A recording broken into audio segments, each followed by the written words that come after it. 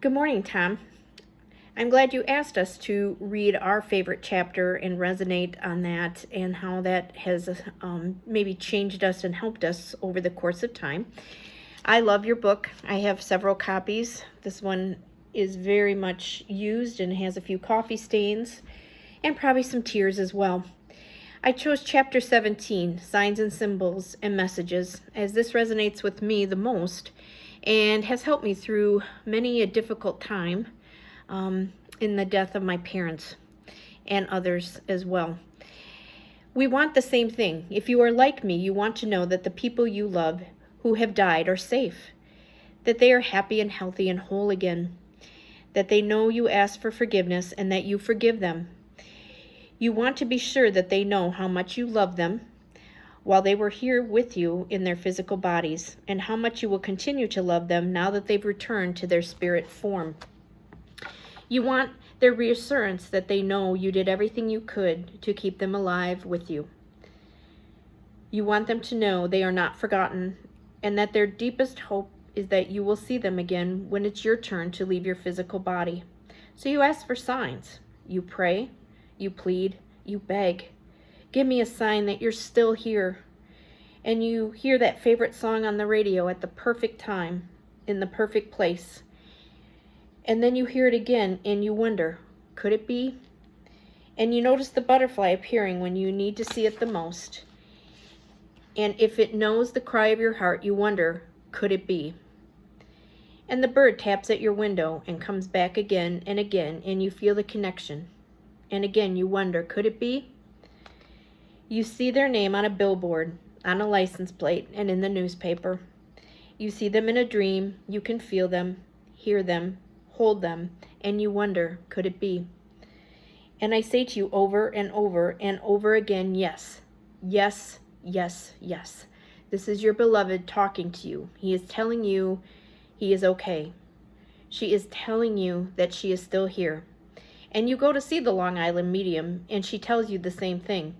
And you read Sylvia Browne's books, and John Edwards' books, and James Van Praag's books, and they all say the same thing.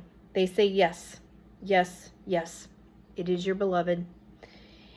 And you visit the medium in your own town and pay money and ask the exact same question, could it be?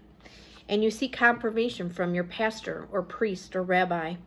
As I said, we all want the same thing. We want to know that the people we love that have died are okay. Sooner or later, you will come to a place when you realize a river is flowing, and people are standing on both sides of that river. People like you, people like me. On one side of the river are the people who have made the conscious decision, and it's most definitely a choice, that yes, yes, yes, that signs, symbols, the messages, the dreams are all coming from people we loved who have died. Our beloveds are using all their energy, all their power, all their creative resources to let us know that they are okay, happy, healthy, whole, and home, surrounded by and basking in a love that knows no definition. The nice thing about being on this side of the river is that once you're here, you stay here forever, because you find peace and contentment and happiness and joy, knowing what you know. People standing on the other side of that same river who continue to wonder, they should ask, could it be? Some of them notice the song, the butterfly, the bird, and they ask over and over and over and over again, could it be? And others on that same side of the river don't seem to notice. Their eyes are shut, their ears are tuned out, their hearts are closed. There is also a bridge that will take you from this side of the river to the other. And all you need to do is say yes, yes, yes, yes. Today, I made the conscious decision to believe that we are still connected, that I can communicate with you, my beloved, and you can communicate with me still. That the signs, the symbols, the messages, the dreams are all love notes from you to me. And that decision, the decision to say yes, will make all the difference for the rest of your life. The one decision will help you heal. Decide to say yes. Choose to say yes. Say yes. I chose to say yes. And it has helped me through some very trying and difficult times. My dad died in January of 2013. 2 weeks prior to his death, my grandmother, his mother, died. It was hard to walk through that fire, but I knew I could make it to the other side. I knew I had a connection to them. Shortly after my dad's death, I went on a family vacation we had planned to Florida. And that was hard to get in that car and go. But it was something we needed to do as a family to heal. And throughout the journey there were so many signs. My favorite sign is when we were in Florida, in Orlando, driving on a random street, I saw a sign that says, "Re-elect Sheriff Frank." My dad's name was Frank, and he was a bailiff. No coincidence there that I saw that. He knew I needed to be on that vacation for all I had been through. Last year, I had the privilege of accompanying my cousin on his final journey with a brain tumor, a glioblastoma. Along with his siblings and their spouses, we cared for him, and he died on June 29th, 2019. When I had to move him into a care facility, as he could no longer live in his own home, I got him settled, and he had asked me to do a quick errand for him. So as I was leaving the building, I was happy with the place we chose. It seemed to fit his needs. I rounded a corner, and on a door tag was the name Sally. Sally was his mother, my dad's sister, who had died prior to my youngest child being born. So she's been gone from our lives at that time 21 years. I knew she was with us that day, knowing that her son needed her, and she was going to be there to make that journey with him, and it made me so happy to see that name tag.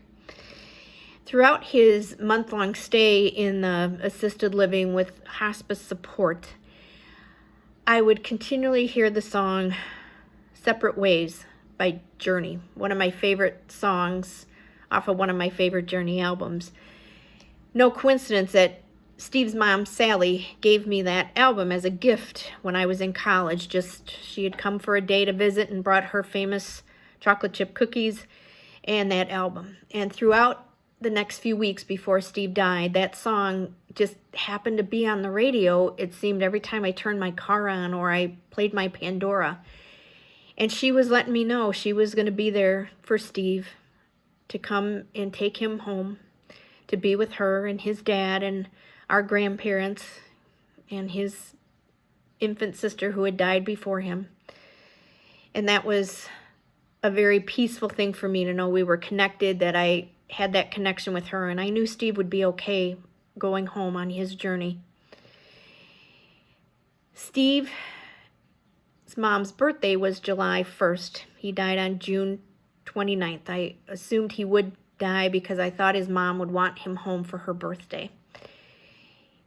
Steve's funeral was on July 3rd, which is my mom's birthday.